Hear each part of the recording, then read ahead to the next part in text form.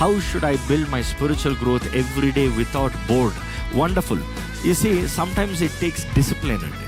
నేను ఎలాగ చెప్పదలుచుకుంటున్నానంటే, ఈరోజు ఎవరికి శరీర రంగంలో ఉన్నవాడికి ఆత్మరంగంలో ఏది రాత్రికి రాదు. Everything takes a discipline. ఇంకో మాటలో చెప్పాలంటే, ఒక తిండిపోతుకి రాత్రికి తిండి నుండి విడుదల రాదు. సింపుల్, అర్థమవుతుందా? అంటే సుఖాన్ని ప్రేమించి ఒక సోమరివానికి ఎప్పుడు ప్రతిరోజు ఒక 14 గంటలు 12 గంటల్లో పడుకున్న వాడికి సడన్గా ఒక్క రోజులో 8 గంటలు లగాలంటే చాలా కష్టం. ఒక్క రోజుకి సెట్ అయిపోతాడా? అవ్వదు.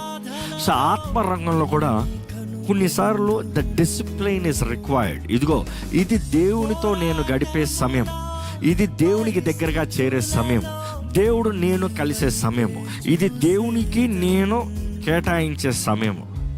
You Bible says draw close to me, I will draw close to you. దేవుడు అంటాడు కదా, నా దగ్గర రా, నేను నీ దగ్గరకు వస్తా.